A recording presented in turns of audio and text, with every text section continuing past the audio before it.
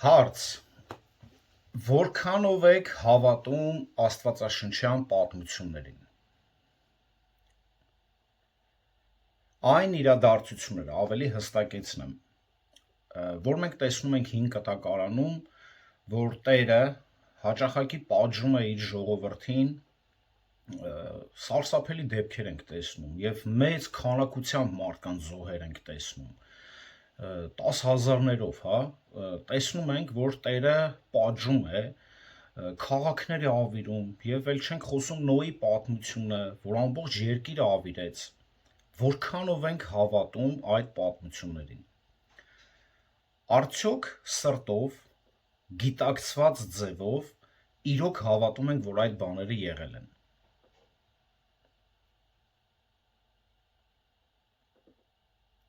Այո եւ ոչ։ Այո, հավատում ենք։ Եթե չհավատայինք, ստեղ չենք էլ նստի։ Շատ լավ։ Եկեք փոքր, կարճ վերհիշումներ անենք։ 8-րդ գլխում Պողոսը ուրեմն հաստատեց քրիստոնեական ազատությունը սահմանափակելու սկզբունքը։ Չնայած այն բանի, որ քրիստոնյաները իրավունք ունեն անելու շատ բաներ, որը Սուրբ Գիրքը չի խոսում կամ չանելու բաներ, որպես բարոյապես անընդունելի, բայց պետք է սահմանափակել, ասում է, մեր ազատությունը հանուն թույլ հավատացյալների։ 9-րդ գլխում առաքյալը ցույց է տալիս, որ այս սահմանափակումը իր կյանքի եւ ծառայության օրինակով ցույց է տալիս, որ իրեն տրված արտոնությունը հանուն թույլ հավատացյալների նա չօգտագործեց, որպեսզի չկարծեն, թե փողի համար է քարոզում եւ չգայթակղվեն, որպեսզի նրա քարոզչությունը լինի ավելի արդյունավետ, այսինքն հանուն ավետարանի, նա ինքն իրեն սահմանափակեց, որպեսզի շատերին շահի։ Հարց հիմա գայթակղության մեջ մարդը ավելի շատ երբ է ընկնում, չեմ ասում միակ դեպքը, ասում եմ ավելի շատ գայթակղության մեջ մարդը երբ է ընկնում, կարող եք 1-2 պատասխանով կարճ։ Երբ որ մարդը իրանցում արդեն դրա մասին մտածել է, տվյալ իրավիճակի մասին մտածել է, ու հետո գայթակղությունը գալիս է եւ կապված իր սոկտով է ինքը արդեն մտածել է, ոնց որ զուգահեռ գնում։ Շատ լավ։ Իստորն այն ժամանակ, երբ որ Աստծուց հեռանում է։ Դա մի քիչ ավելի բացատրության կարիք կա, այո, Աստծուց հեռանալ, բայց հիմնականում միտքը հասկանում եմ։ Գայթակղության եւ մեղքի մեջ ընկնելու ամենահուսալի միջոցներից մեկը չափազանց ինքնավստահությունը եւ ազատությունը։ Չափազանց ինքնավստահությունը եւ ազատությունը։ Մեր ազատությունը, որը ազդում է ուրիշների վրա, 10-րդ գլխում մենք սովորում ենք, թե ինչպես է մեր ազատությունը ազդում ինքներս մեզ վրա։ Մինչ այդ 9-րդ գլխում, այո, Պողոսը ցույց է տալիս, որ մեր ազատությունը կարող է նաև ազդի ուրիշի վրա։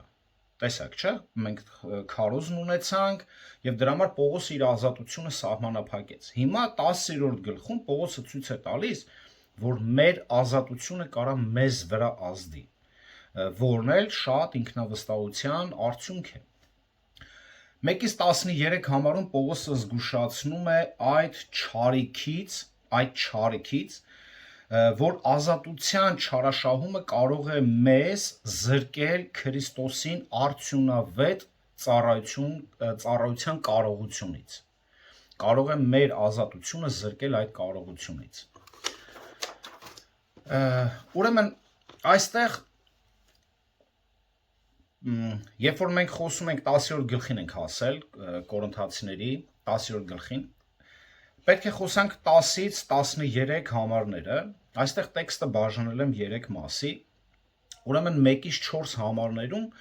Պողոսը վերհիշում է հայրերի նախնիների, հա, պատմությունը, որը նրանք շատ լավ գիտեին, որտեղ մենք ներածության մեջ մենք տեսել ենք, որ Կորինթոսում կային նաև շատ հրյաներ, եւ հավանաբար ովքեր էլ որ չգիտեին, պատմությունը վստահ լինենք, որ պատմվել է, այսինքն Կորինթոսի ժողովուրդն էլ արդեն տիրապետում էր այդ պատմությանը։ Ուրեմն երկրորդ մասը 5-ից 10 համարներում հիշեցնելով հրյաների անհնազանդությունը եւ դրանից բխած հետևանքները հորդորում է, որ նույն սխալները չկրկնենք, որ չի մնա նաեւ անպատասխան։ Նաեւ ցույց է տալիս, որ չորրորդը վտանգավոր մեղքերը, որից մենք պետք է հենց խոսենք, 4 վտանգավոր մեղքեր է ցույց տալիս։ Երրորդը 11-ից 13 համարներում ուրեմն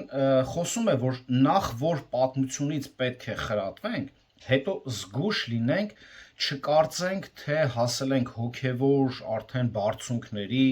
անպարտելիներ ենք, որից էլ կարող ենք ընկնել եւ շատ ուժեղ ընկնենք։ Նաեւ խոսում է այն բանի մասին, որ եթե փորձությունը գալիս է, պետք է խուճապի չմատնվենք, որովհետև Տերը փորձության հետ մեկտեղ ելքնել է տալիս։ Հիմա կորինթացիներից շատերը կարծում էին, թե հասել են կատարելության եւ արդեն վայելում էին, ոնց ասենք, երկրի վրա դրախտը, հա, վայելում էին։ Դրա համար է 4-րդ գլխում այսպես է գրում Պողոս առաքյալը. արդեն կշտացել եք, հարստացել եք, առանց մեզ եք թագավորում, երանի թե թագավորեք, մենք էլ ձեր հետ թագավորենք, բայց այդպես չէ։ Սա ուղղակի հպարտության արդյունքն էր։ Եկեք կարդանք 10-րդ գլուխ 1-ից 13 համարները։ Առաջի Կորինթացի 10-րդ գլուխ 1-ից 13։ Չեմ ուզում, որ չիմանաք եղբայրներ, թե մեր հայրերը բոլորն էլ անպիտակ են, եւ բոլորն էլ ծովի միջով անցան, եւ բոլորն էլ Մովսեսով մկրտվեցին ամպի եւ ծովի մեջ, եւ բոլորն էլ նույն կերակուրը կերան, եւ բոլորն էլ նույն հոգեվոր ըմպելիքը խմեցին, որովհետեւ խմեցին այն հոգեվոր վեմից, որ հետևում էր նրանց, եւ այդ վեմը Քրիստոսն էր։ Բայց Աստված նրանց շատերին չհավանեց, դրա համար էլ անապատում կործանվեցին։ Եվ այս ամենը օրինակ եղավ մեզ համար, որ մենք չար բաներ ցանկացողներ չլինենք, ինչպես նրանք ցանկացան։ Ոչ էլ կռապաշտ լինենք, ինչպես նրանցից ոմանք, ինչպես գրված է. ժողովուրդը նստեց ուտելու եւ խմելու եւ ելան պարելու։ Ոչ էլ պոռնկություն անենք, ինչպես նրանցից ոմանք արեցին, եւ մեկ օրում 23,000 հոգի ընկան։ Ոչ էլ Քրիստոսին փորձենք, ինչպես նրանցից ոմանք փորձեցին եւ օձերից կործանվեցին։ Ոչ էլ տրտնջանք, ինչպես նրանցից ոմանք տրտնջացին եւ կործանիչի ձեռքով կործանվեցին։ Եվ այս ամենը նրանց պատահեց որպես օրինակ եւ որպես խրատ գրեն առնված մեզ համար, որոնց վրա աշխարհի վերջը հասավ։ Ուստի ով կարծում է, թե կանգնած է, թող զգուշանա, որ վայր չընկնի։ Դուք ոչ մի այլ փորձություն չեք ենթարկվել, բացի դրանից, ինչ հատուկ է մարդուն, բայց Աստված հավատարիմ է եւ չի թողնի ձեզ, որ ձեր կարողությունից ավելի փորձվեք, այլ փորձության հետ նաեւ ազատվելու միջոց էլ կտա, որ կարողանաք այն կրել։ Ամեն։ Ամեն։ Ուրեմն այստեղ գլխավոր միտքը հետեւյալն է. Աստվածաշնչյան պատմությունները խրատ են մեզ փորձությունների ժամանակ։ Աստվածաշնչյան պատմությունները խրատ են մեզ փորձությունների ժամանակ։ Շատ կարևոր է, գիտեք, հիշում եք, հա, Սաղմոս 119-ի 11-ը, որ ասում է երիտասարդ ինչով մաքրիր ճամփան քո խոսքի համեմատ։ Այդ խոսքը մենք պիտի հիշենք եւ հետեւաբար պատմություններն էլ պետք է հիշենք, որ կարողանանք կիրառել, որպեսզի կարողանանք հանդիմանվել եւ այլն։ Ուրեմն տեսեք, Պողոս այստեղ ասում է սկզբում չեմ ուզում, որ չիմանաք, հա։ Այս արտահայտությունով կարծես թարմացնի նրանց հիշողությունը, որը կապված է իրենց հայրերի հետ, որպես իրական պատմական փաստ։ Պողոսը հորդորում է հիշել այն, ինչ պատահեց Իսրայելի հետ անապատում, եւ այդ փաստերից տալիս է որոշ մեկնաբանություն։ Բոլոր հրեաները Աբրահամի ֆիզիկական հետնորդներն էին, բոլոր հրեաները, բայց որպեսզի լինեին Աստծո զավակներ, նրանք նաև պետք է լինեին հոգևոր որդիներ։ Այսպես է գրում Հռոմեացիների նամակում Պողոսը, Հռոմեացիների 9-րդ գլուխ 6 համարը, ոչ թե որ Աստծո խոսքն անզոր է դարձել, քանի որ ոչ բոլորը, որ իսրայելացի են, իսրայելից են։ Ոչ բոլորը, նաև 8 համարը այսպես է ասում։ Այսինքն նրանք, որ մարմնի որդիներն են, Աստծո որդիներ չեն, այլ խոստման որդիներ են, սերունդ համարվում։ Նրանք չեն, այն մարդիկ, ովքեր որ իսրայելից են, դրանք չեն նշանակում, որ հենց իսրայելից են, եթե իսրայելացի են։ Սա ցույց է տալի կարճ, եթե ասենք, բոլորը, որ գալիս են եկեղեցի, հավատացյալ չեն։ Սա է հենց խոսում։ 1-4 համարերում Պողոսն ընդգծում է Իսրայելի միասնությունը որպես համայնք եւ ընդհանուր փորձը, որը նրանք ունեցան անապատով քայլելիս։ Սրանց մեջ 4 համարներում բոլոր այս բառը, որ ցույց է տալիս, այս դերանունը գործածում է 5 անգամ նշելով նրանց փորձառությունների եւ օրհնությունների ընդհանրությունը։ Նշված օրհնություններից են Եգիպտոսի ազատագրումը, Մովսեսի մկրտությունը եւ հոգեվոր կերակուրը։ Գիտենք, որ իսրայելացիները 400 տարի ստրկության տակ էին Եգիպտոսում։ Աստված հրաշքներով հատուկ կերպով ազատեց Իսրայելին Եգիպտոսի ուրեմն 10 պատուհասները գիտենք, որ ծովը բացեց։ Ուրեմն հետո նա Կարմիր ծովի ջրերը բաժանեց իսրայելացիների համար, որպեսզի նրանք անցնեն ծովի միջով ցամաքով, որից հետո նա միացրեց ջրերը, որտեղ էլ խորտակեց հենց Եգիպտոսի զորքը։ Այսպես է գրում Մովսեսը Ելից, տեսեք, 13-րդ գլուխ 21 համարում։ Եվ Տերը գնում էր նրանց առջևից, ցերեկը ամպի սյունով նրանց ճանապարհ ցույց տալու համար, իսկ գիշերը կրակի սյունով, որ նրանց լույս տա, որ ցերեկ ու գիշեր գնան։ Տերը այսքան ցույց է տալիս, որ միշտ առաջնորդել է Իսրայելին։ Այսքան չի թողել ոչ մի պարագայում Իսրայելի ժողովրդին, անգամ երբ որ նրանք ստրկության մեջ էին, այնպես չէր, որ Տերը նրանց մասին մոռացել էր, չէր հիշում եւ այլն։ Ոչ։ Ելքը, ուրեմն ելիցը, հա, այս դուրս գալը չի նշանակում Իսրայելի ժողովրդի հոգևոր փրկություն։ Մարդիկ միշտ են փրկություն ստացել միայն Աստծո հանդեպ անձնական հավատքով, միշտ բոլոր դարերում, այսինքն օրենքը երբեք չի փրկել մարդուն։ Շատ իսրայելացիներ անկեղծորեն հավատում էին Աստծուն, երբ նրանք Եգիպտոսում էին, եւ նրանցից շատերը հավանաբար հավատի են եկել անապատում իրենց հենց այդ թափառումների ժամանակ, հա, երբ որ թափառում էին։ Բայց Իսրայելը երբեք չի փրկվել որպես հոգևոր ազգ, երբեք, սա պետք է հիշենք։ Իսկ Իսրայելի ազատագրումը դա նոր կտակարանի խորհրդանիշն է, որը տվել է իր ժողովրդին անհատական։ Ելիցը ուրեմն Աստծո կոչն էր իր ընտրյալ ժողովրդին, հավատացյալներին եւ անհավատներին թողնել Եգիպտոսի կապանքները։ Աստված ազատեց Իսրայելին եւ ժողովրդին բերեց այն երկիրը, որը նա խոստացել էր նրանց Աբրահամի միջոցով Ծննդոց 12-րդ գլուխ 7 համարը։ Նրանք պետք է դառնային նրա վկաները աշխարհին, Իսրայելի ժողովուրդը։ Սա այն ընթացքն էր, որով Աստված նախատեսում էր, որ Իսրայելը անցներ, այսինքն սա մի ճանապարհ էր պատրաստում եւ մի ընթացք էր, որ Իսրայելը պետք է այդ բոլոր փորձություններով անցներ։ Եվ այս ընթացքում ժողովուրդը չարաշահել է իր ազատությունը եւ հայտնվել անարժան կռապաշտության, պոռնկության եւ անհնազանդության մեջ ընկնելով։ Եվ Պողոսը դա ուզում է ասել, որ մի թույլ տվեք, որ այդ բաները նաև ձեզ հետ պատահեն։ Մովսեսի մկրտությունն է, հա, խոսում այստեղ։ Սովորաբար մկրտություն բառը ծիսական արարողություն է, գիտենք, որը ջրի մեջ ընկղմելով խորհրդանշում է մեղքերից մաքրվելը։ Շատ քրիստոնյաներ, ուրեմն գիտենք, որ տակնու վրա են արել այս խորհրդանիշը, շատերը համարում են, որ իրոք մեղքերից մաքրվում են, որոշները ասում են մկրտվելով վերստին ես ծնվում, բայց դա այդպես չէ։ Մկրտությունը արտաքին վկայություն է քո իրական դարձի, քո իրական ապաշխարության։ Մկրտությունը հիմնական քրիստոնեական իմաստը հավատքի նույնացումն է ապրել, այսինքն Քրիստոսի հետ։ Դա Քրիստոսի հետ հավատացյալի հոգևոր միության արտաքին նշան է նրա մահվան եւ հարության ժամանակ։ Երբ մենք վստահում ենք Քրիստոսին, մենք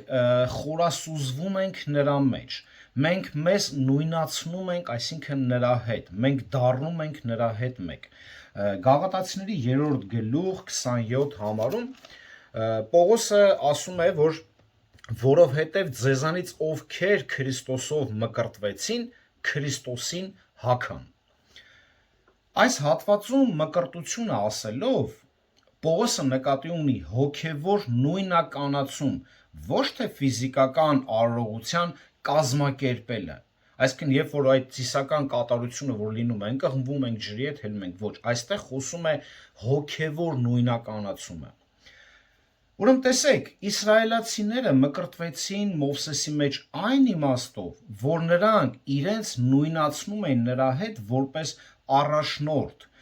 որին Աստված դրեց նրանց։ Ժողովուրդը համախմբվեց Մովսեսի շուրջը։ Այսինքն ոնց նույնացան Մովսեսի հետ։ Նրանք պետք է նույն ճանապարհով պետք է անցնեն։ Նրանք պետք է այդ վկաները պետք է լինեին Աստծո։ Երրորդ համարում, երբ ասում է բոլորը նույն հոգևոր ըմպելիքը խմեցին, սա չի նշանակում, որ Աստված աշխատել է բոլոր իսրայելացիների հոգու վրա, որը հիմա մեր հետ է աշխատում, այսինքն սա դա չի նշանակում։ Ոչ, որովհետև պատմությունից մենք գիտենք, որ ոչ բոլորը հավատացին հենց Տիրոջը, այսինքն սա ինչ-որ հոգևոր հատուկ աշխատանքի մասին չէ։ Ուշադիր, սա նշանակում է, որ Աստված հոգևորապես կերակրեց եւ զորացրեց այն իսրայելացիներին, ովքեր հավատում էին Տիրոջը, բայց նաեւ հոգևոր կերպով տրամադրեց ֆիզիկական սնունդ եւ խմիչք բոլոր Իսրայելի ժողովրդին։ Հրաշքով Տերը նրանց մանանան տվեց ուտելու Ելից 16-ի 15-ը եւ ջուր խմելու 17-ի 16-ը։ Այս իմաստով նրանք բոլորը սնվում էին հոգևորապես, այսինքն կերակուրը գալիս էր Աստծուց։ Այսինքն այս իմաստով, այո, կերակուրը գալիս էր Աստծուց եւ ոչ բնական ճանապարհով, որը որ նրանք վաստակում էին, այսինքն իրենց աշխատանքի միջոցով։ Նրանց հոգևոր խմիչքի աղբյուրը որպես վեմ Քրիստոսն էր։ Նույնիսկ Եգիպտոսից ելքի ժամանակ Մեսիան Իսրայելի հետ էր եւ խնամք էր տանում նրանց մասին։ Տեսնում եք, եթե ուշադիր կարդաք, ինչ է ասում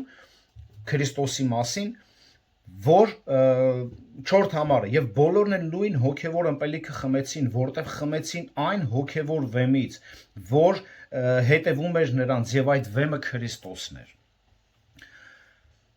Ուրեմն այս իմաստով նրանք բոլորը սնվում էին հոգևորապես, այսինքն կերակուրը գալիս էր Աստծուց։ Հրյաների մեջ տարածված, գիտեք, մի հատ լեգենդ ա եղել ժամանակին, լեգենդ կար, որը Պողոսի օրերում դեռ շատերը հիշում եւ հավատում էին այդ լեգենդին։ Լեգենդը հետեւյալն էր. այն քարին, վեմին, հա, որ Մովսեսը հարվածեց, այն ժայռը, որ Մովսեսը հարվածեց, այդ վեմը հետևեց նրանց անապատում իրենց ճանապարհորդության ընթացքում, ապահովելով նրանց ջրով։ Այսինքն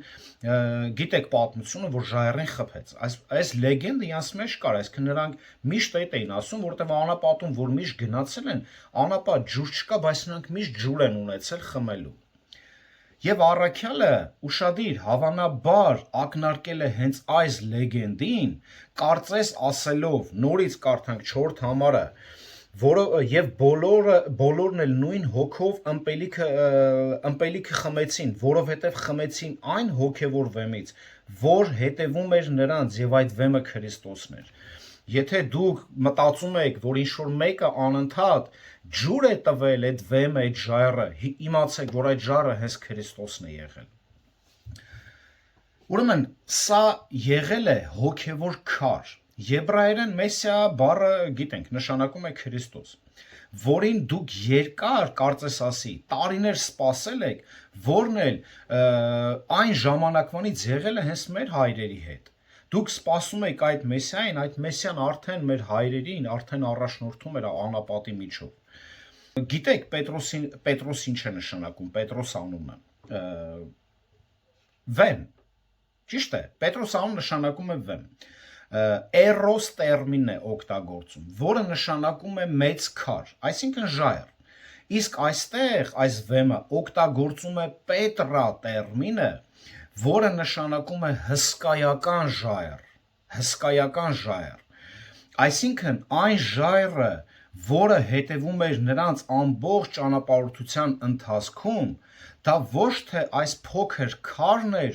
այլ մեծ ժայռն էր, Քրիստոսն էր։ Այս գերբնական ժայռը պաշտպանում է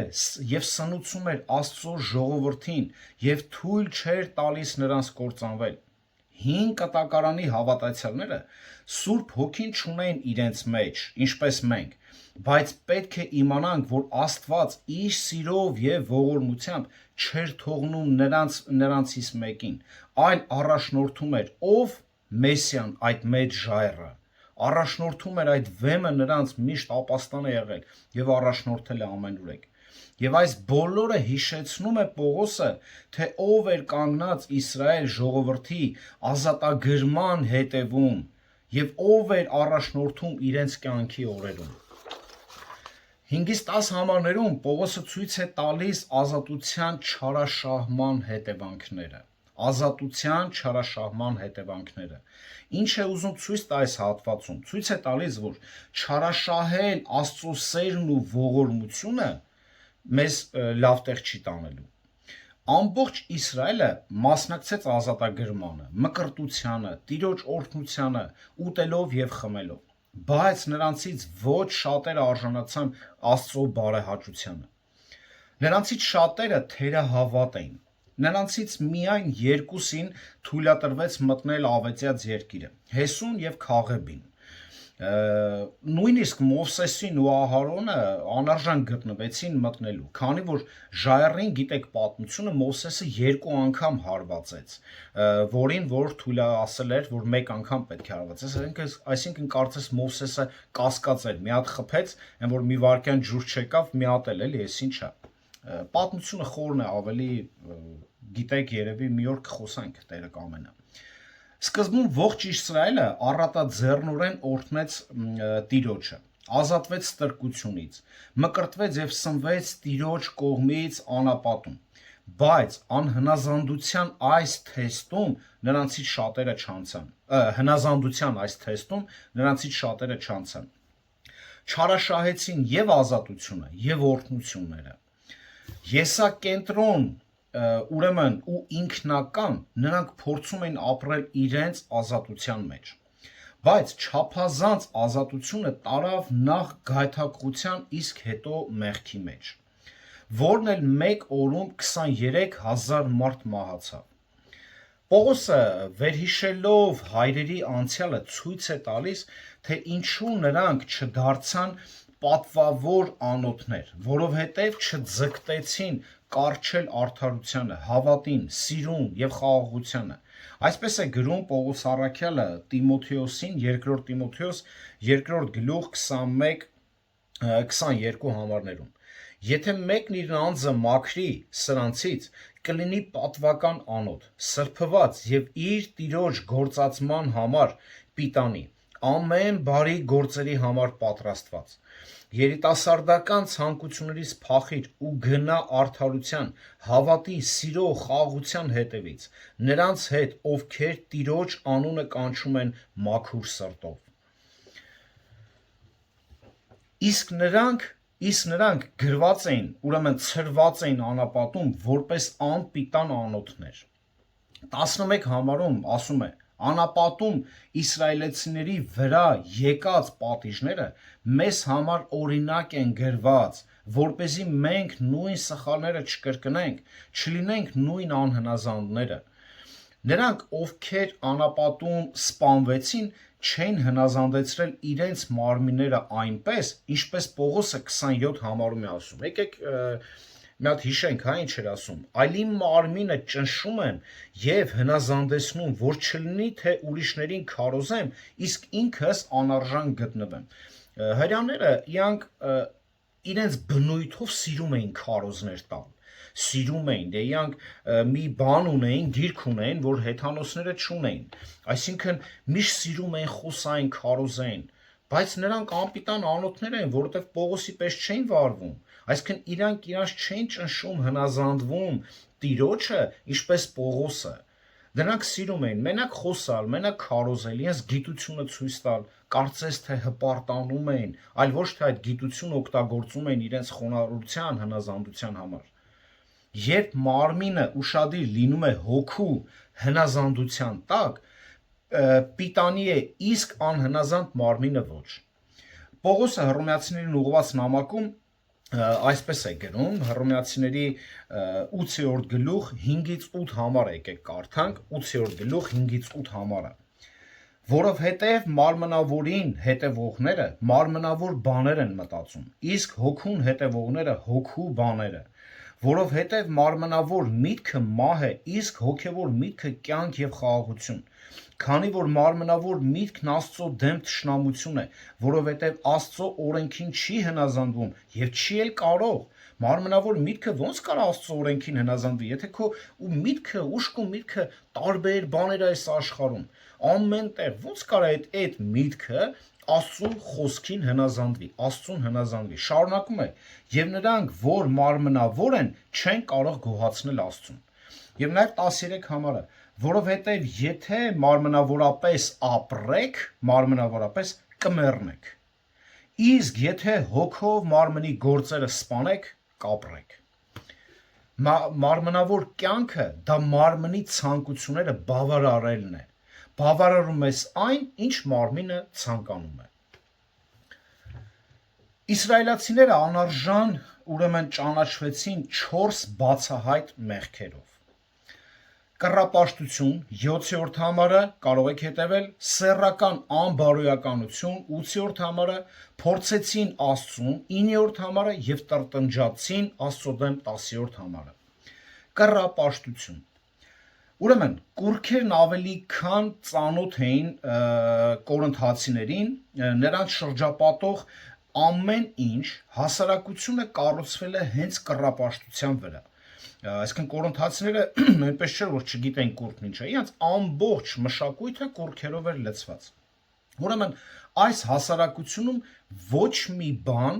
չի արվել կրոնական, սոցիալական, քաղաքական կամ բիզնեսում կամ ուսուցման մեջ առանց երկրպագություն անելու կուրքերին։ Այսինքն ինչ որ անում են, նրանք պարտադիր պետք է իրենց երկրպագություն անեն իրենց կուրքերին, նոր այդ աշխատանքին անցնեն եւ այլն։ Ամեն ինչից առաջ նախ երկրպագում էին, ծիսական արարողություններ էին անում, զոհեր էին մատուցում եւ հետո նոր անցնում էին գործերի։ Կորինթոսի քրիստոնյաներից շատերը չափից շատ հենվելով իրենց բարոյականության վրա եւ հոգեվոր ուժի վրա սկսեցին անհոգ լինել։ Սկսեցին մտածել նրանց ծիսական արարողությունների մասին, մտերմիկ հարաբերություններ հաստատեցին հեթանոսների հետ, կռապաշտների հետ եւ կարծում են, որ կարող են մասնակցել այդպիսի գործունեությանը առանց հոգևոր վնասի։ Իրանք մտածում են, դե կարանք այս ամեն ինչը, բայց մեր հոգևոր կյանքին վնաս չի տա, մենք հասուն ենք, մենք արդեն ամեն ինչ գիտենք։ Այս վիճակն էր։ Արդյունքում հավատացյալներից ոմանք, նրանք ովքեր այսպես էին պնդում, նրանցից շատերը ընկան կռապաշտության մեջ։ Պատկերացնում եք։ Առաջի Կորինթացիների 5-րդ գլուխ 11 համարում այսպես է ասում։ 5-րդ գլուխ 11 համարը։ Բայց հիմա գրեցի ձեզ, որ չգործածեք, եթե մի մարդ եղբայր է կոչվում եւ պոռնիկ է, կամ ագահ, կամ կռապաշտ, կամ բամբասող, կամ հարբեցող, կամ հափշտակող, այդպիսի մեկի հետ չխառնվեք եւ հաց էլ չուտեք։ Այսինքն, եթե դա անգամ դու եղբայր ես կոչում ու այս մարդու մեջ կա այս հատկանիշները, դրա հետ մի շփվի հաց էլ մի կեր, որտեվ սա Աստծուն հակառակ քայլող մեկն է։ Կրկին օգտագործելով Իսրայելին որպես օրինակ, Պողոսը զգուշացնում է Կորինթացիներին ասելով 7-րդ համարը. ոչ էլ կռապաշտ լինենք ինչպես նրանցից ոմանք։ Հենց որ իսրայելացիները լքեցին Եգիպտոսը, նրանք կռապաշտության մեջ ընկան, գիտենք։ Չկային հեթանոս քահանաներ, գնացել էին, չէ՞, այսինքն Եգիպտոսից դուրս եկան։ Չկան հեթանոս քահանաներ,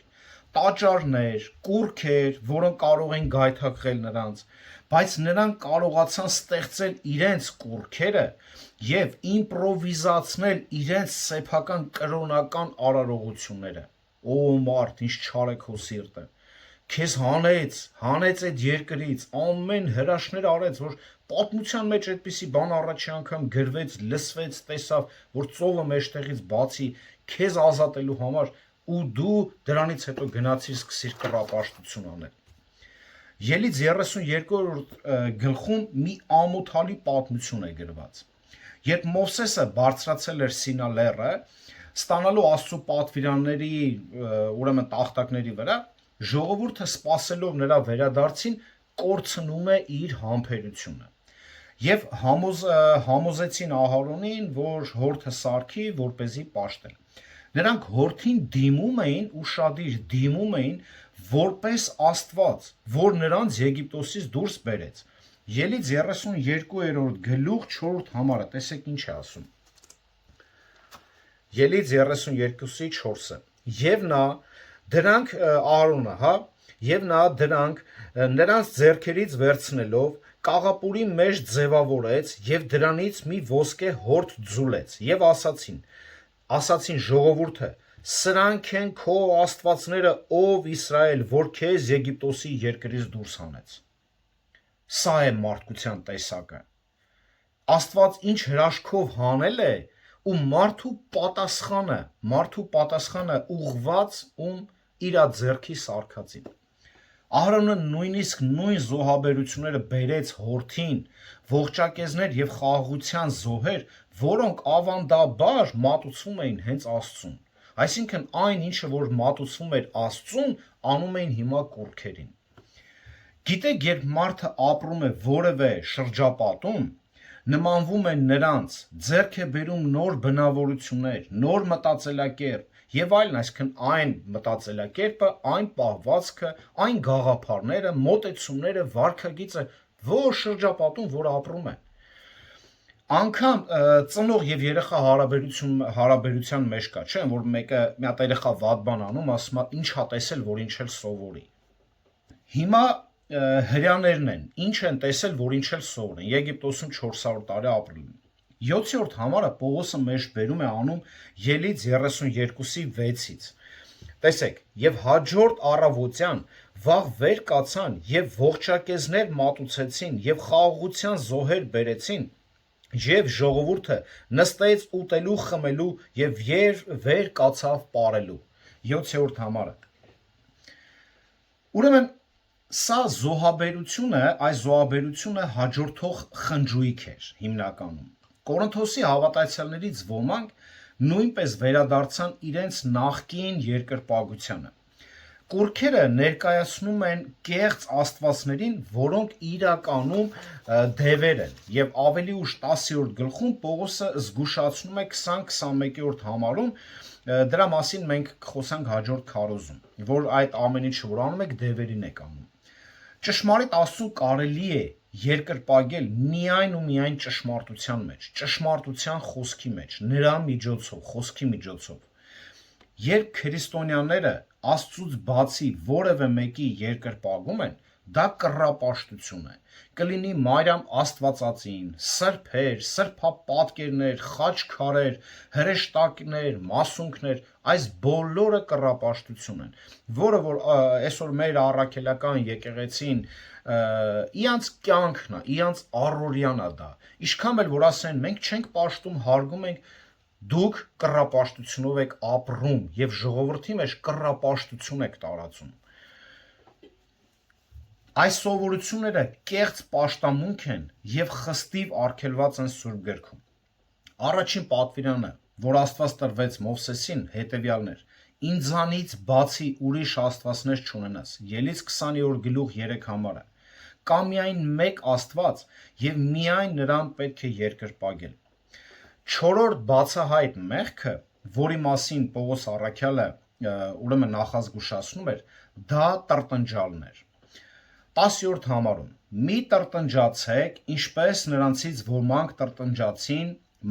եւ մահացան կործանիչի ձեռքով։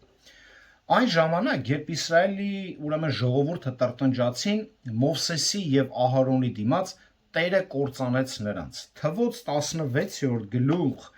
32 համարից մինչև 35-ը հենց պատմում է կարճ այս պատմությունը։ Կուզեմ կարդամ, թեպետ պատմությունը ամբողջությամբ է։ Երկիրն իր բերանը բացեց եւ նրանց տները եւ կորխին պատկանող բոլոր մարդկանց եւ ամբողջ ինչքը կուլ տվեց եւ նրանք ու բոլոր նրանց պատկանողները ողջ գուբը իջան եւ երկիրը ծածկվեց նրանց վրա եւ նրանք ժողովրդի միջից կորան եւ ամբողջ Իսրայելը որ նրանց շուրջն էր նրանց ձայնից փախան որովհետեւ ասում էին հանկարծ երկիրը մեզ նույնպես կուլ կտա եւ Տիրոջից կրակ դուրս ելավ եւ խունկ սպասարկող 250 հոգին ոչնչացրեց։ Հիմա Տերը, ախր գիտեք, այս վերջերս էի կարդում, կներեք, լսում էի, մեկ ասում էր հին կտակարանը ողջ լցված է սպանություններով, ես չեմ ընդունում հին կտակարանը եւ այլն, բայց այս հին կտակարանի մեջ եւ բոլոր տեղերում երևում է Աստծո սրբությունը, Աստծո արդարադատությունն է երևում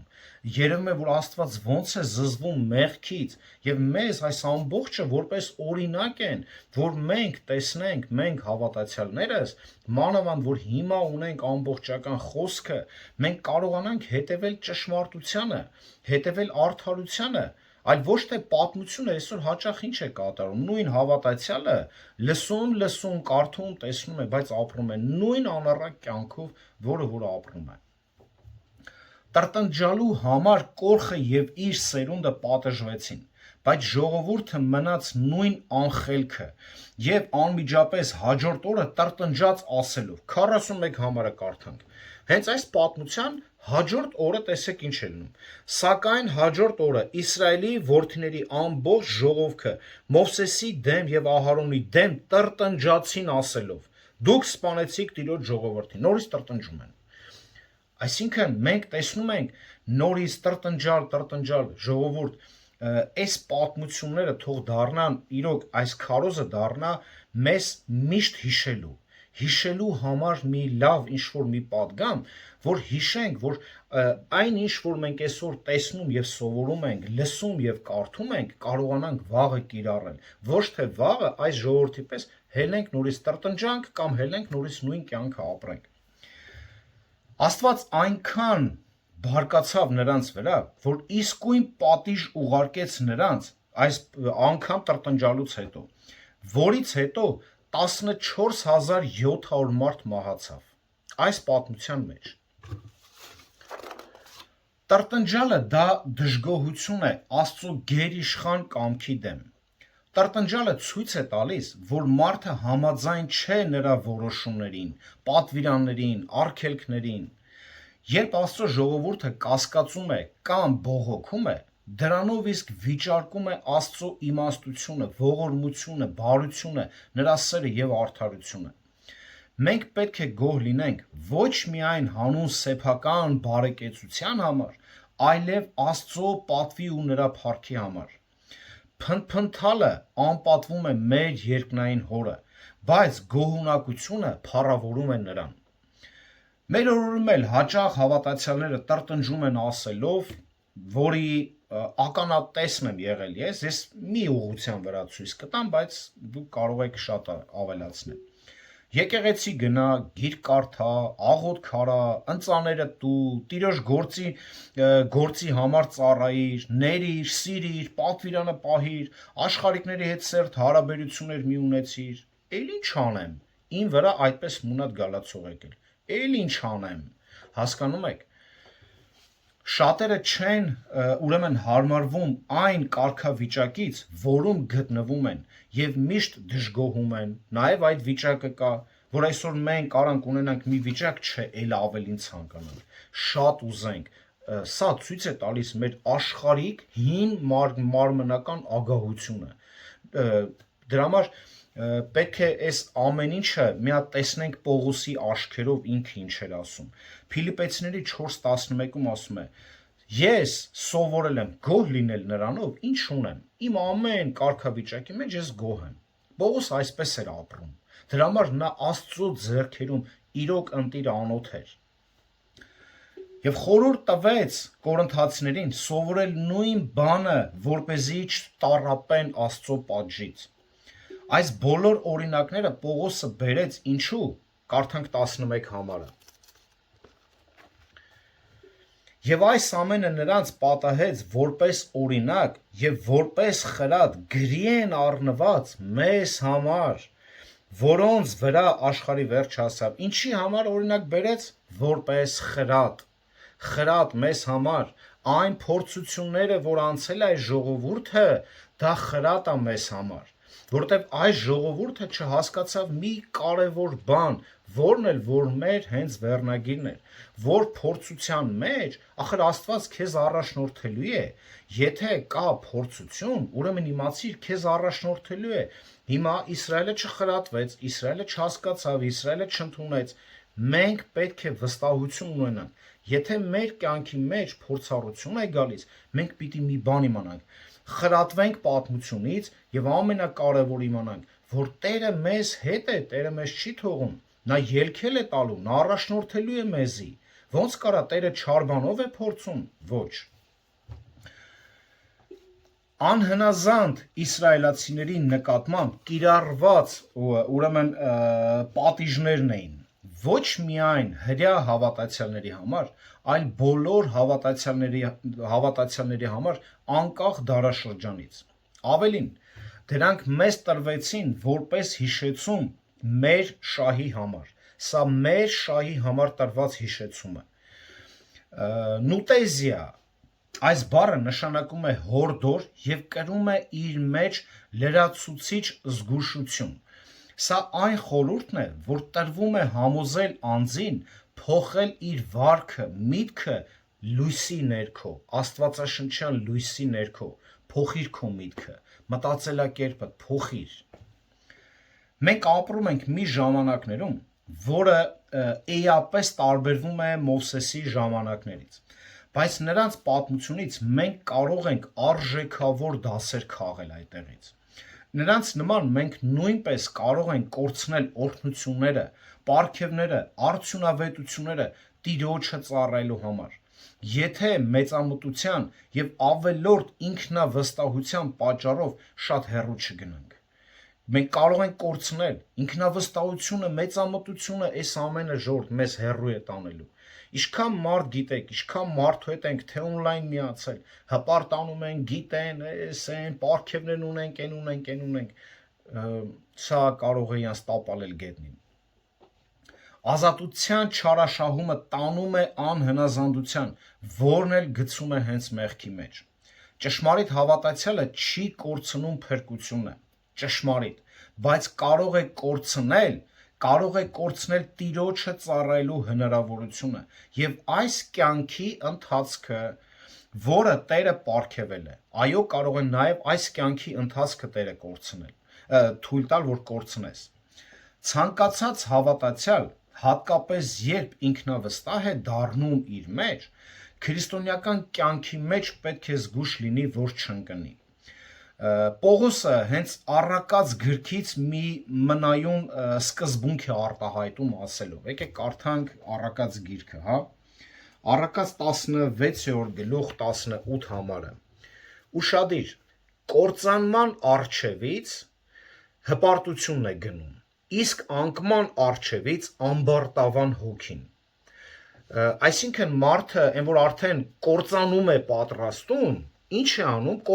այսինքն ինքը շեմին է կործանման, ինչ է լինում, հպարտություն արդեն տանումատ է, գնում արդեն դրա մեջ ինքը ձևավորվում է, եւ դա էլ հենց տանում է կործանման, եւ իսկ անկման առջևից ամբարտավան հոգին։ Հեշտ է տիրոջ հանդեպ վստահությունը փոխարինել ինքդ քո հանդեպ վստահությամբ, շատ հեշտ է, գիտեք, սրա մեջ ընկնելը շատ ջանքեր պետք չի, մի պահ տիրոջ պաշտպանությունից հելի, մի պահ տիրոջը մի վստահի, սկսում ես դու քեզ վստահել ամեն ինչում։ Ուրեմն,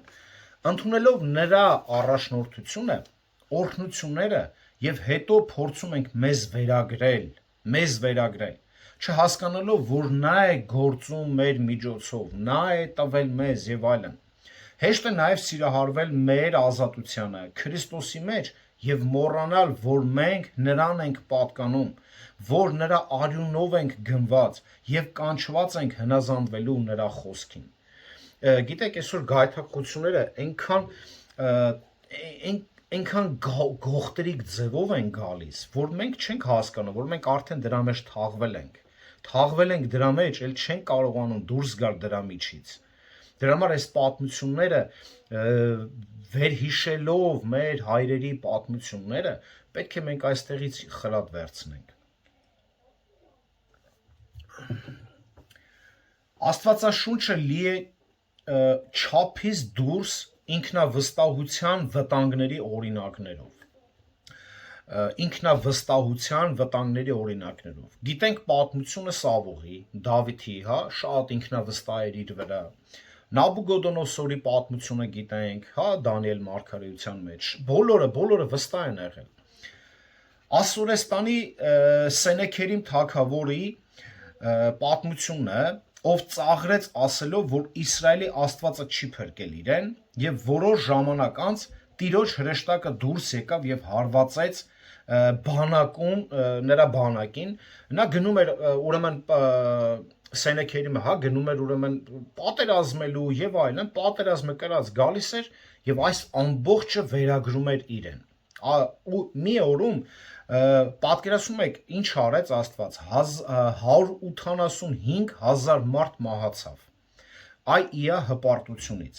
Մի քանի տարի հետո նրա որդիները մահացան։ Հետո էլ թագավորությունը ձեռքից վերցրեց Աստված։ Ահա թե ինչ է հպարտությունը, ահա թե ինչ է Աստծո կատարած գործը քեզ վերագրելը։ Եթե մենք էլ այսօր մի շնոր ունենք, ինչ որ մի բան անում ենք, ամենքս մեր գործի մեջ, մեր վարպետության մեջ, մեր կարողության, հնարավորության մեջ, մենք պետք է իմանանք, դա ինձանից չի։ Դա Աստված է տվել, ինձ տվել է այս բանը, որ ես անեմ, այն մեկին այն մի բան է տվել, անգամ իմ արհեստը դա ինձանից չի, դա Տիրոջ շնորհքն է, որ ես կարողանում եմ, Տիրոջ պարգևն է, որ դրա միջոցով ես հաց վաստակեմ։ Դրա համար այսօր ամեն ինչ վերագրել մեզ, ես արեցի, ես եմ կարողանում, այդպիսի մարդիկ հավատացնում եմ ձեզ, իրանք Աստծո հետ չունեն այդ հարաբերությունը, աղոթքի կյանք չունեն։ Դրա համար, երբ որ մենք գիտակցում ենք, որ ամեն ինչ նրանից է, նրանով եւ նրա փառքի համար, մենք մեր աղոթքի կյանքը կունենանք, ամեն ինչ խնդրելով նրանից, ու իր կամքի համաձայն, այլ ոչ թե մեր շահի։ Պետրոսն էլ իրեն շատ ուժեղ էր համարում։ Հիշում եք, ինչ ասաց Պետրոսը. պատրաստ եմ քեզ հետ բան գնալու, քո համար մահանալու,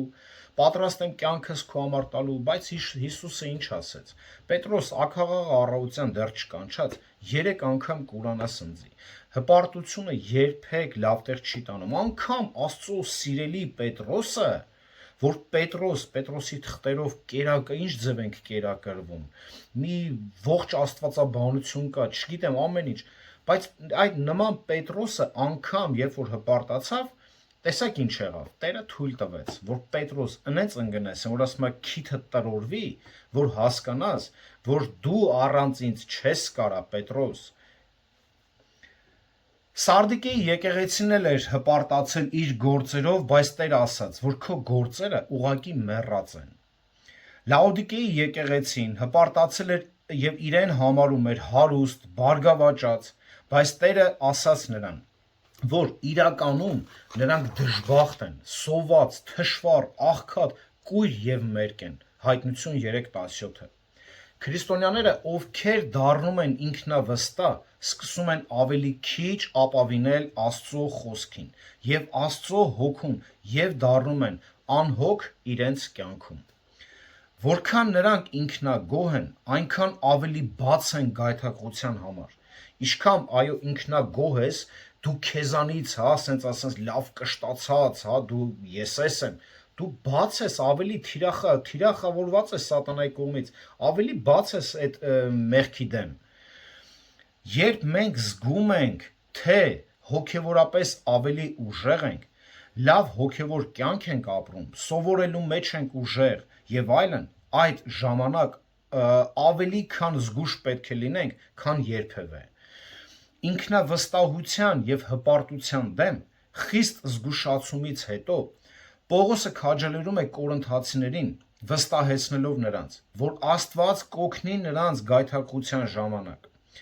Նախ առաքյալը վստահեցնում է, որ մեզ որպես օրինակ փորձություն չի տրվել, այլ ինչը հատուկ է մարդուն, այսինքն չի տրվել հատուկ ինչ-որ փորձություն, այլ տրվել է փորձություն, որը որ հատուկ է սովորական մարդուն, այսինքն ինչ-որ մի գերբնական, ինչ-որ մի արտասովոր փորձություն չի, որ մարդը զարմանալի, էս ինչ էր, էս ոնց եղավ, այսինքն փորձությունը միշտ մարդուն փորձություն, այսինքն այն բան է, որ կարա մարդը դրա միջով անցնի, այսինքն այնպիսի բան չի, որ գերբնական է, մենք դրա տակից չկարնանք ելնենք։ Կխնդրեմ ուշադիր լինեք։ Պողոսի նամակում այսքանը կարդալով կորինթացիները հավանաբար շատ շփոթված էին։ Ինչպես կարող ենք խուսափել բոլոր այն ծուղակներից, որոնք Պողոսը հենց նոր նկարագրեց։ Ինչպես կարող ենք զերծ մնալ նման չար ցանկություններից։ Ինչպես կարող ենք զերծ մնալ նման կռապաշտությունից, որը հոգով ուրեմն չընկնենք դրա մեջ։ Ինչպես կարող ենք արդար կյանքով ապրել, երբ հասարակությունը մեր շուրջ անարդար է ապրում։ Եվ ինչպես զերծ մնալ տրտնջալուց, ինչպես։ Ուշադիր, Պողոսը բացատրում է, որ քրիստոնյան միշտ պետք է իմանա, որ հաղթանակը հասանելի է, քանի որ չկա մի փորձություն, որ Աստված ելքնել չտա։ Նախ պետք է նկատենք, որ բոլոր փորձությունները մարդկային են եւ ոչ ավելին։ Ուշադիր կուզեմ այս հատվածը շատ ուշադիր նայենք ու միշտ հիշենք։ Գայթակղությունները, փորձությունները մեր ապացույցն են կամ հնազանդության, կամ էլ մեր անհնազանդության։ Փորձությունները ապացուցում են մեր հավատարմությունը կամ էլ մեր անհավատարմությունը։ Փորձություն բառը ինքնին բացասական ենթատեքստ չունի, բայց այն կդառնա անհավատարմություն Աստծուն, թե հավատարմություն, դա էլ կախված է մեր արձագանքից։ Եթե մենք Աստծո զորությամբ ենք դիմանում փորձությանը, ապա դա կլինի ապացույցը մեր հավատարմության եւ նվիրվածության։ Եթե մենք դրան չդիմանանք, դա մեղքի խթան կդառնա մեզ համար։ Այսինքն, եթե մեղքը գալիս է, ինչ որ մի փորձություն, լավ, անունը չդնենք հենց հատուկ մեղք, բայց դա միշտ հիմնականում այդ տեսքով է, գալիս։ Հիմա ընկնելու եմ մեջը, թե չեմ ընկնելու։ Հիմա դու պետք է կանգնես ու որոշես։ Եթե ես ընկամ մեջը, ցույց եմ տալի իմ անհավատարմությունը, իմ անհնազանդությունը։ Եթե ես այս փորձությունը կարողացա հաղթահարել, դա ցույց է տալիս իմ հավատարմությունը։ Դրա համար այսօր շատերը, երբ որ խոսում են վերստին ծննդի մասին եւ շատ մենք չենք ասում վերստին ծնված մարդը մեղք չի գործում, բայց պետք է ճիշտ հասկանանք, եթե մենք խոսում ենք, վերստին ծնունդի մասին, Սուրբ Հոգու մասին, Սուրբ Հոգու առաջնորդության մասին եւ ամեն մեղք, որ գալիս է հեշտությամբ ընկնում ենք մեջը, եղբայր, մի րոպե, դա այդպես չի, դու սխալ ես հասկացել Աստվածաշունչը, սխալ ես հասկացել վերստին ծնունդը։ Դա այն չէ, որ մենք հավատում ենք ինչ-որ sense պատմություններ ա եղել, դա դրա մասին չի։ Դե եթե դու այս պատմություններից դու նորից խրատ չես առնում, դու կարժանանաս Իսրայելի նույն ժողովրդի բախտին, այսինքն ինչ պատահեց դրանց հետ։ Դե եթե մենք հիմա փորձությունն եկել է, ստեղ ես պիտի ցույց տամ իմ հավատքը, իմ նվիրվածությունը Քրիստոսին, ցույց տամ, որ ես ընդունում եմ, գնահատում եմ այն արյունը, որ թափիր իմ համար։ Ես ուզում եմ նմանվեմ քեզ, ուզում եմ քո սուրբ կյանք ապրեմ։ Դե ուզում ես փորձությունն եկել, ապացուցի քո հավատքը, քո հավատարմությունը։ Աստծո փորձությունները երբեք չարիքի դրդապատճառ չեն։ Եվ Հակոբոսը շատ մարդիկ կային, հա, որ այդ բաներ ասում են, բայց փորձությունն եկա, բա ուրա Տերը եւ այլն։ Հենց այդպիսի մարդկանց բերանը փակում է Հակոբոսը։ Հակոբոս 1:13-ը Չլինի թե որևէ մեկը փորձության մեջ գտնվելով ասի Աստծո կողմից եմ փորձվում, քանի որ Աստված չարով չի փորձում, ոչ էլ ինքն է որևէ մեկին փորձում։ Չար բառը բանալին է, որն օգնում է մեզ հասկանալ տարբերությունը երկու տեսակի թեստերի միջև։ Աստված Հիսուսին փորձեց անապատում, արդարության համար, մինչդեռ Սատանան փորձեց նրան չարության համար։ Այս թեստը ուրեմն ծնում է չարիքի դրդապատճառը միայն այն դեպքում, եթե մարդը գայթակղվի, տարվի եւ խաբվի իր սեփական ցանկությանը։ Այս ցանկությունը իր հղիանալով մեղք է ծնում։ Հակոբոս կարդանք նաեւ 14-15 համարը։ Սակայն յուրաքանչյուրը փորձվում է ուշադիր իր ցանկություններից հպարտանալով եւ հրապուրվելով եւ խաբվելով։ Այնուհետև ցանկությունը հղանալով մեղք է ծնում եւ կատարված մեղքը մահ է ծնում։ Հիմա մենք ո՞նց ենք ընկնում գայթակղության մեջ, երբ որ այդ գայթակղությունը գալիս է, մենք սկսում ենք կամած ցանկանալ դա, եւ դա ինչ անում մեզ մեղքի մեջ է գցում։ Փորձության մեջ ընկնելուց Հակոբոսը խոսում է։ Հակոբոսը այսպես է գրում նաև առաջի գլուխ 2-4 համարների մեջ, կուզեմ նորից իարդ կարդանք, Հակոբոս առաջի գլուխ 2-4։ Եղբայրներս, երբ այլևայլ փորձությունների մեջ ընկնեք, այդ բոլորը ուրախություն համարեցեք, իմանալով, որ ձեր հավատի փորձությունը համբերություն է առաջ բերում։ Սակայն համբերությունը թող կատարյալ արդյունք ունենա, որպեսզի կատարյալ եւ ամբողջական լինեք եւ ոչ մի բանի պակասություն չունենաք։ Տեսնում եք, նաեւ լավ 12-ը մի հատ է կարդամ։ Երանի է այն մարդը, որ դիմանում է փորձություններին, քանի որ եթե փորձվելուց հետո ընտիր համարվի, ստանալու է կենաց պսակը, որ Տերը խոստացավ իրեն սիրողների համար։ Աստված հաճախ հանգամանքներ է բերում մեր կյանք մեզ փորձելու համար։ Ինչպես Հոբը, մենք սովորաբար դրանք անմիջապես չենք հասկանում, որպես փորձություն Աստծուց։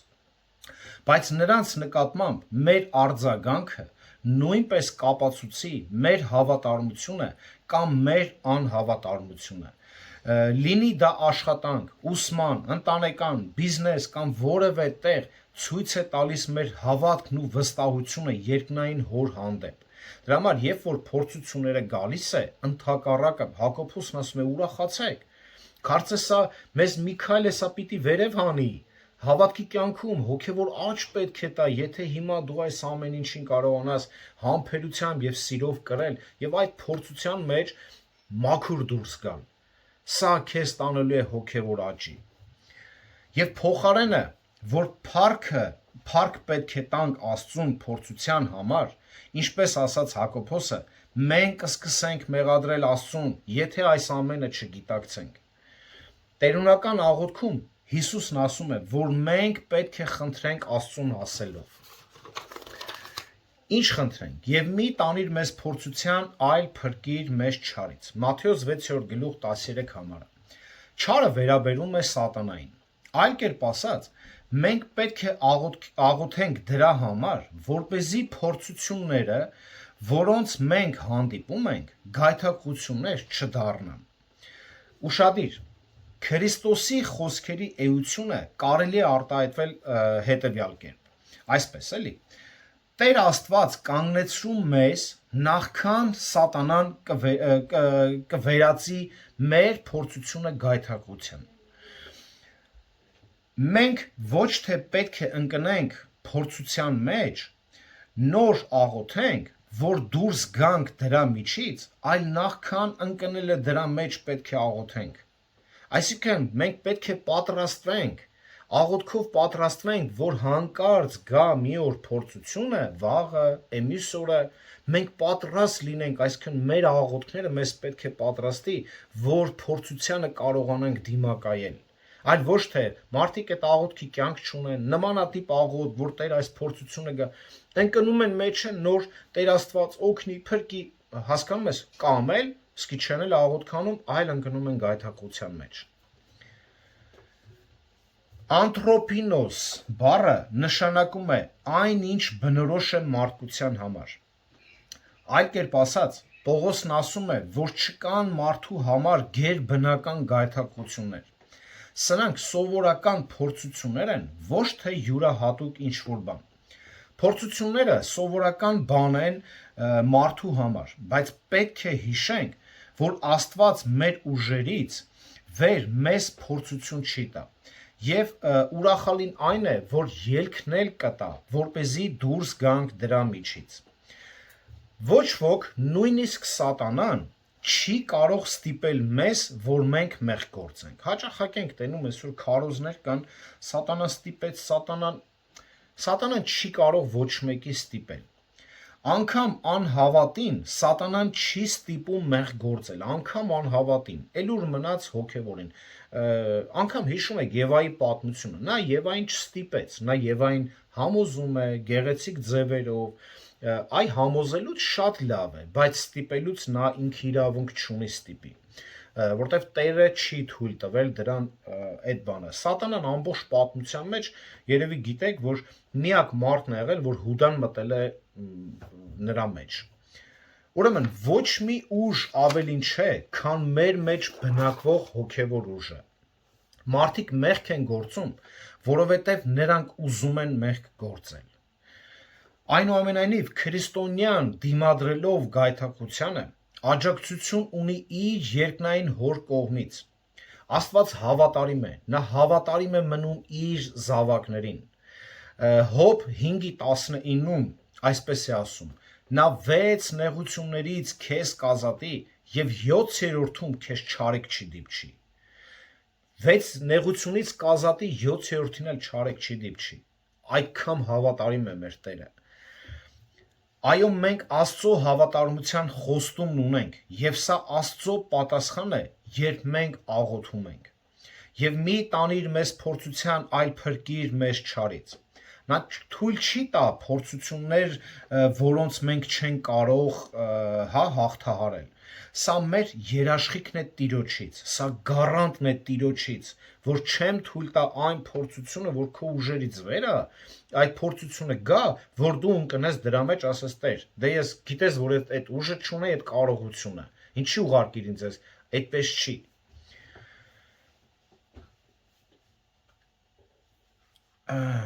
Արթուն եղեք եւ աղոթք արեք, որպեսզի փորձության մեջ չընկնեք։ Պողոսն ասաց։ Հիսուսն ասաց իր աշակերտներին Մարկոս 14:38։ Եթե չաղոթենք, կարող ենք վստահ լինել, որ փորձությունը կվերածվի գայթակղությանը։ Մեր առաջին պաշտպանությունն այն է, երբ մենք ընկնում ենք գայթակղության մեջ, դժբախտության մեջ, աղոթքով դիմելով մեր երկնային հորը եւ ամեն ինչ հանձնենք նրա ձեռքերում։ Դրա համար, երբ որ մենք փորձության մեջ են գալի, մենք մեր ուժերով չենք կարող դուրս գալ։ Հենց այստեղ է հասնում Տիրոջ տված եւս պարգև մեկը, աղոթքը, որ դրա միջոցով մենք կարող ենք դուրս գալ։ Այսօր մենք ուզում ենք իրոք շատ բաներ կա, մենք մեր ուժերով հաղթահարենք, բայց այս եթե նկատել եք, ես իմ կյանքից շատ եմ այդ փորձառություն ունեցել։ Մի բան, որ ես ուզում եմ հաղթահարելով դուրս գամ, այնպես չի, որ դուրս չեմ գալի, էդ էլ է Տերը ողորմում։ Բայց երբ որ ես եմ դուրս գալի, հաջորդի մեջ եմ ընկնում, այսինքն վերջ չկա դրան, վերջ չկա։ Բայց երբ որ մենք հնազանդվենք Տիրոջը, դաստիարակվենք Տիրոջ խոսքով, այն ժամանակ այս փորձ ինչ էր ասում Հակոբոս 5:8-ը։ Դիմադրեցեք սատանային եւ նա ձեզանից կփախչի։ Բայց եթե մենք այս դիմադրողականությունը չունենք, մենք հաճախակի կընկնենք դրա մեջ, այնքան մինչև սովորենք։ Երկրորդ, մենք պետք է վստահենք նրան։ Երբ մենք աղոթում ենք, մենք պետք է աղոթենք հավատքով, որ Տերը կպատասխանի եւ կօգնի մեզ։ Բացի այդ, մենք հավատում ենք, որ անկախ նրանից, թե ումից է եկել այս փորձությունը, Աստված թույլ է տվել, որ այն կատարվի, ինչու փորձելով մեր հավատարմությունը։ Սա նաև քեզ կօգնի, որ փորձառության ժամանակ հիշես, որ Աստված է թույլ տվել, որ հիմա պետք է ցույց տաս իրեն քո հավատարմությունը։ Աստծո մոտ նրա զավակներին վերաբերող ամեն ինչում կա նպատակ։ Եվ երբ մենք փորձության ենք ենթարկվում կամ գայթակղության, մենք պետք է ուրախությամբ տանենք այն նրա ուժով, նրա փառքի եւ մեր հոգեվոր աճի համար։ Երկրորդ, մենք պետք է կենտրոնանանք մեր Տեր ու Փրկիչ Հիսուս Քրիստոսի վրա։ Եկեք կարդամ վերջի համարը Եբրայեցիների նամակում ուրեմն 12-րդ գլուխ 3-ից 4 համարները։ Մտաբերեք նրան, Քրիստոսին, որ իր դեմ մեղավորների այդպիսի հակառակությունը կրեց,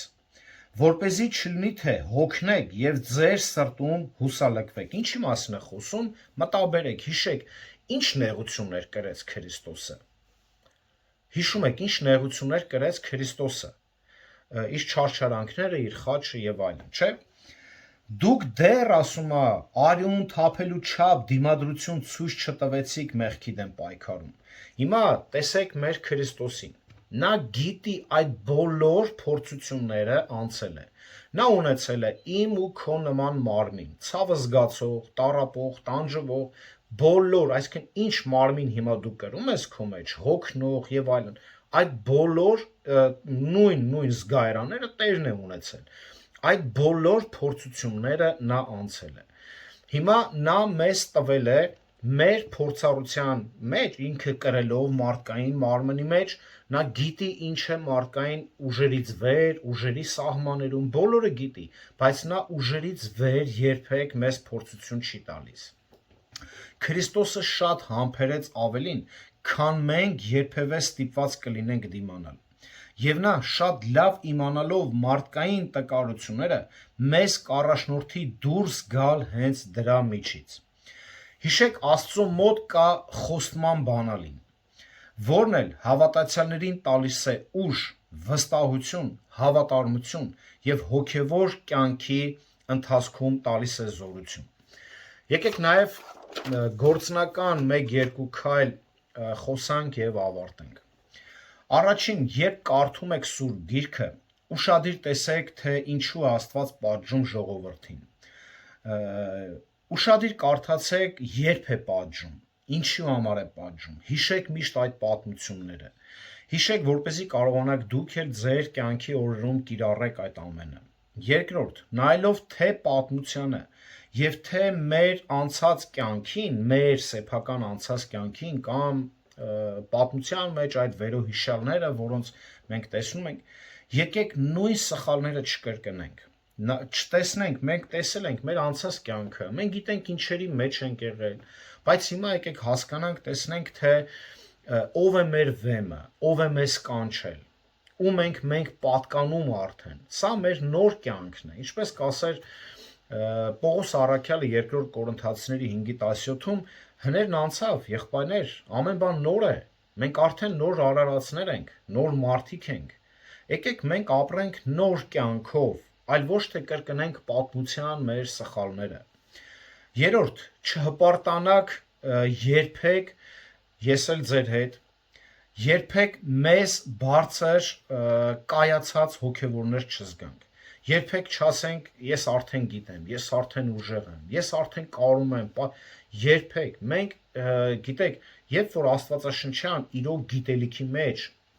աճում ենք, մենք հասկանում ենք, որ մենք ավելի քիչ բան գիտենք, քան կարծում ենք։ Էդի աստվածաշունչ չիմացող մարդիկ են հաճախ մեծ խոսում։ Ես ես գիտեմ, պարգևն ունեմ, են եմ անում, իրական մարդ, ով որ իրոք ուսումնասիրում է եւ գիտակցում է, խորում է, նա հասկանում է, որ ոչինչ ինձանից չէ եւ ես դեռ այնքան քիչ բան գիտեմ։ Երբեք չփորձեք ոչ մի բան թեկուզ այս կյանքում չվերագրել ձեզ։ Ոչ մի բան։ Ինչպես մենք տեսանք պատմությունները, որը որ պատերազմներ են կրում գալիս, ասում են դա իմն է։ Այսինքն ոչ միայն հոգևոր, այլ այս կյանքի վերաբերյալ նաեւ իմացեք ու հիշեք ամեն ինչ բառից բուն իմաստով, հավատացյալ թե անհավատ Տերն է տալի, մեկին այս շնորհքը, մեկին այս շնորհքը, բայց բոլորին է տալի։ Տերը անձրևը բերում է թե արդարների, թե մեղավորների վրա։ Հետևաբար, եթե այն ամենը, ինչ մեզ ենք վերագրում, ես եմ, դա մենք չենք, զգուշանանք այդտեղ չընկնենք։ Եվ միշտ հիշենք, որ այս բոլոր փորձությունները, պատմությունները, այս ամեն ինչը, որ մենք տեսնում ենք, փորձության մեջ հիշենք, որ նաև հիմա, որ մենք պետք է անցնենք, մենք մենակ չենք, այլ մեր վեմը, մեր ժայռը, մեր Քրիստոսը մեր հետ է։ Նա մեզ կօգնի ամեն իրավիճակի մեջ։ Միայն քեզանից պահանջվում է քո հնազանդությունը, պահանջում է քո հավատարմությունը այդ վեմին, որը որ մեզ պահապան է ամեն իրավիճակների մեջ։ Մենք շատերը կլինենք, ասենք, դե չեմ տեսնում, չեմ զգում, անգամ եթե դու չզգաս ու չտեսնես, նա քո պահապանն է, նա քո Աստվածն է, քո Տերն է, որ երբեք իր աշկից դու չես վրիպում։ Դրա համար սա մեզ հավատացյալներից ուրախացնում է, որ այս վիճակների մեջ, ինչի մեջ որ դու կընկնես, միշտ հիշիր, որ Աստված քո ուժերից վեր փորձություն չի տա եւ այդ վեմը միշտ քեզ կառաջնորդի։ Հենվիր այդ վեմի վրա։ Աստված օրհնի բոլորիդ։